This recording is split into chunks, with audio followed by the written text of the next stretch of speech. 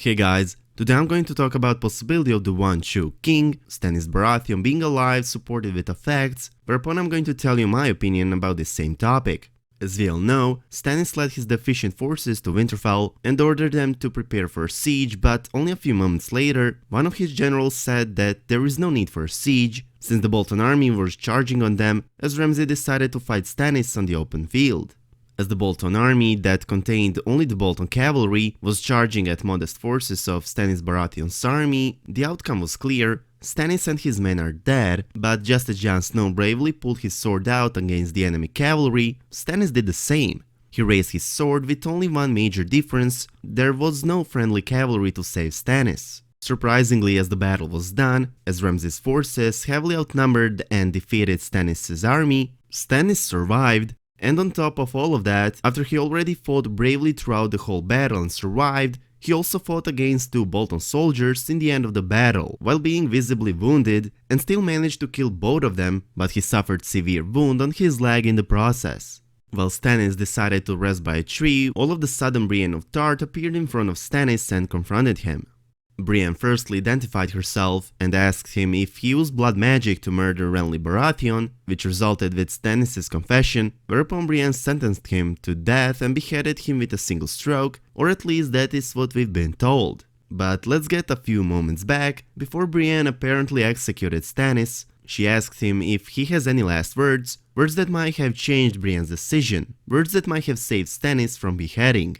Stannis, after he fought Bolton's men to his end with impossible odds, refused to perhaps beg for his life, which is not surprising. As this is Stannis Baratheon, his last words were, "Go on, do your duty."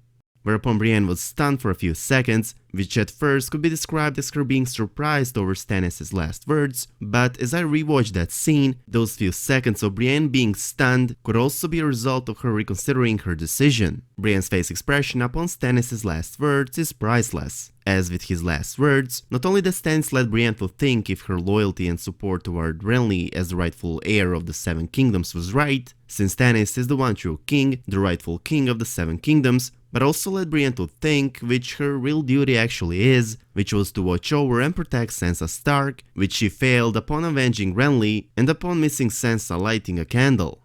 Brienne was reminded by Peter Baelish about her failures, as he reminded her that she swore to protect Renly, but she failed. She swore to protect Catelyn Stark, she failed, while Stannis reminded her of two following failures of Brienne with his last words, as he said, "Go on, do your duty."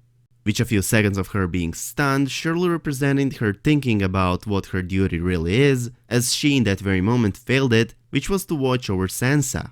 Scene ended with Brienne angrily swinging her Valyrian steel sword at the one true king, but we didn't see if Brienne of Tarth actually killed him, as we've never seen the corpse.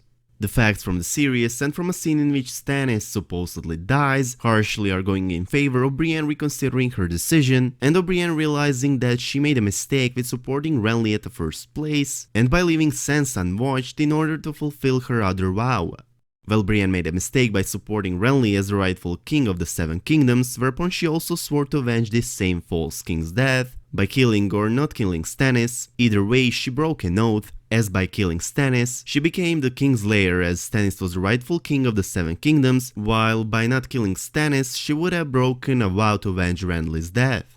Until season 6 aired, I was convinced that Stannis will reappear at some point, but with the conversation between Roose and Ramsay that took place in the premiere episode of season 6, in which Roose said to his bastard son, "Thanks to you, the false king Stannis Baratheon is dead."